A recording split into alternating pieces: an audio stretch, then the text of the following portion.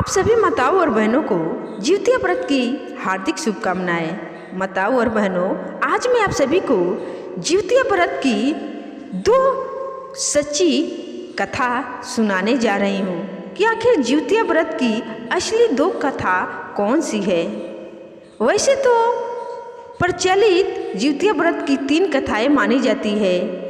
एक गंधर्व के राजकुमार, दूसरा श्री कृष्ण भगवान का और तीसरा चील और सियारिन का, जिसमें से मैं चील सियारिन का कथा पहले ही डाल चुकी हूँ। अगर वो कथा आपको सुननी है तो डिस्क्रिप्शन में लिंक मिल जाएगा। लेकिन आज मैं आप सभी को गंधर्वों के राजकुमार और श्री कृष्ण भगवान की 2 कथाएं सुनाने जा रही हूँ। जिउतिया का यह कथा सिर्फ कथा नहीं बल्कि जीवंतवानर भगवान श्री कृष्ण का आशीर्वाद और गंधर्व राजकुमार की सच्ची जीवन रक्षा की कहानी है। आखिर क्यों कहा जाता है जिउतिया व्रत संतान की रक्षा का सबसे बड़ा व्रत है, इसका उत्तर इस 2 कथाओं में छिपा है। तो आइए इस व्रत कथा को शुरू से अंत तक सुनते हैं, क्योंकि इस व्रत कथा को सुने बिना ये व्रत अधूरा माना जाता है। और जो भी कथा आप सुन रहे हैं दोस्तों, उस कथा को पूरे अंत तक जरूर सुनिएगा, क्योंकि आधा अधूरा कथा सुनने से दोष लगता है। तो चलिए जिउतिया व्रत की 2 सच्ची कहानी को शुरू करते हैं और अंत तक पढ़ते हैं और सुनते हैं। जिउतिया व्रत की कथा के अनुसार गंधर्वों में एक जीमूतवाहन नाम के राजकुमार थे। साथ ही वह बहुत उदार और परोपकारी थे। वहीं उनको बहुत कम समय में सत्ता मिल गई थी, लेकिन उन्हें वह मंजूर नहीं था। वहीं इनका मन राजपाट में नहीं लगता था। ऐसे में वे राज छोड़ अपने पिता की सेवा के लिए वन में चले गए। वहीं उनका विवाह मल्यवती नाम की एक राजकन्या से हुई। एक दिन जब वन में भ्रमण करते हुए जीमूतवाहन ने वृद्ध महिला को विलाप करते हुए देखा तो उनका मन दुख से भर आया और उन्होंने वृद्धा की इस अवस्था का कारण पूछा। इस पर वृद्धा ने बताया, मैं नागवंश की स्त्री हूँ और मेरा एक ही पुत्र है। पक्षी राज गरुड़ के सामने प्रतिदिन खाने के लिए एक नाग सौंपने की प्रतिज्ञा की हुई है, जिसके अनुसार आज मेरे ही पुत्र शंखचूड़ को भोजन भेजने की दिन है। आप बताएं, मेरा इकलौता पुत्र बलि पर चढ़ गया तो मैं किसके सहारे अपना जीवन यापन करूंगी।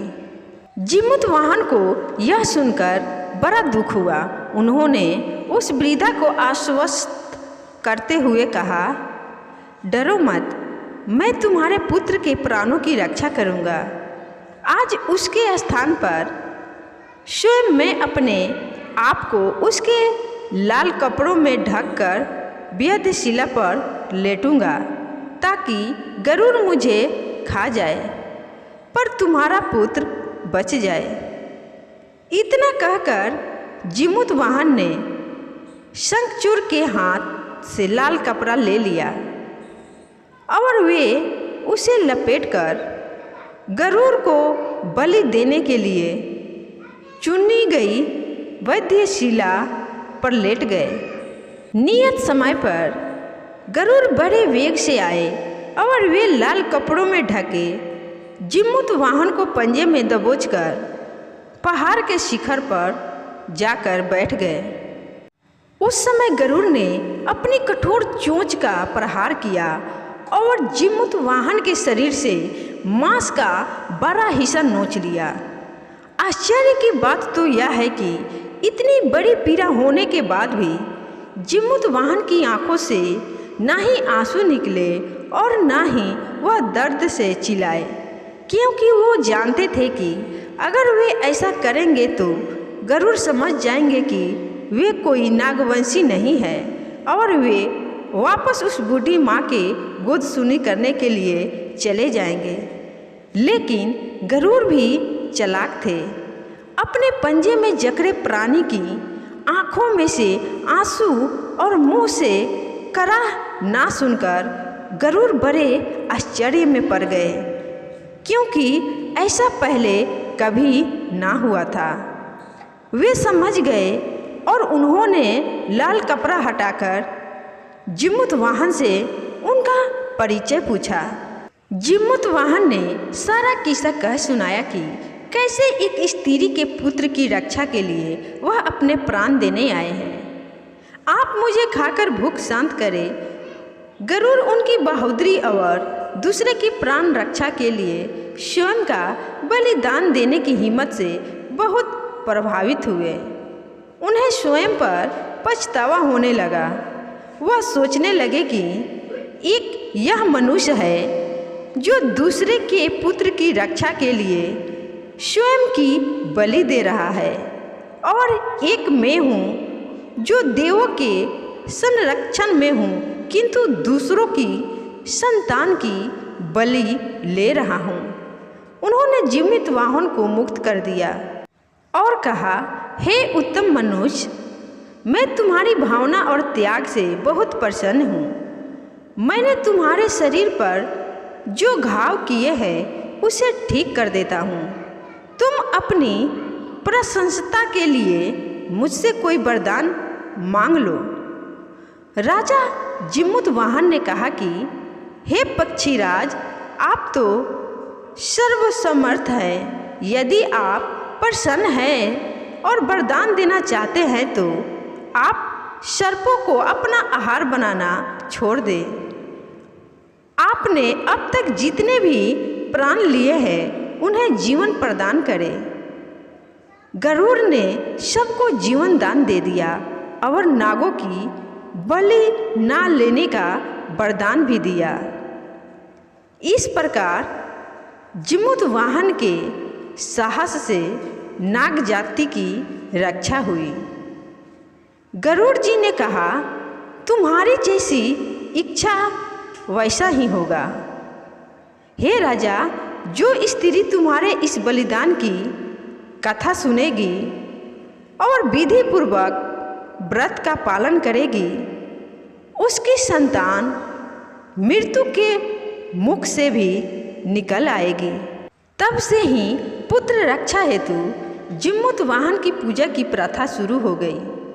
यह कथा कैलाश पर्वत पर भगवान शंकर ने माता पार्वती को सुनाई थी।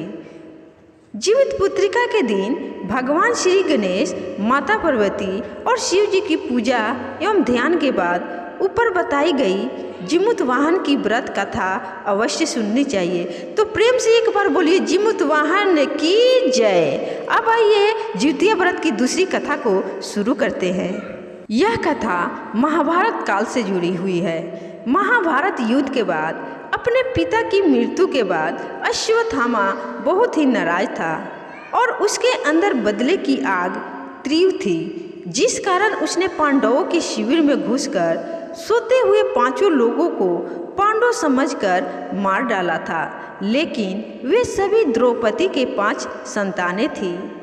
उसके इस अपराध के कारण उसे अर्जुन ने बंदी बना लिया और उसकी दिव्य मणि छीन ली, जिसके फलस्वरूप अश्वत्थामा ने उत्तरा की अजन्मी संतान को गर्भ में मारने के लिए ब्रह्मास्त्र का उपयोग किया, जिसे निष्फल करना नामुमकिन था। उत्तरा की संतान का जन्म लेना अति आवश्यक था, जिस कारण भगवान श्री कृष्ण ने अपने सभी पुण्यों का फल उत्तरा की अजन्मी संतान को देकर उसको गर्भ में पुनः जीवित किया। गर्भ में मरकर भी जीवित होने के कारण उसका नाम जीवित पुत्रिका पड़ा और आगे जाकर यही राजा परीक्षित बना। तभी से इस व्रत को किया जाता है। तो एक बार प्रेम से फिर से बोलिए दोस्तों, जिमुतवाहन की जय, श्री कृष्ण भगवान की जय, भोले शंकर की जय, माता पार्वती की जय, शिव परिवार की जय, गणेश भगवान की जय।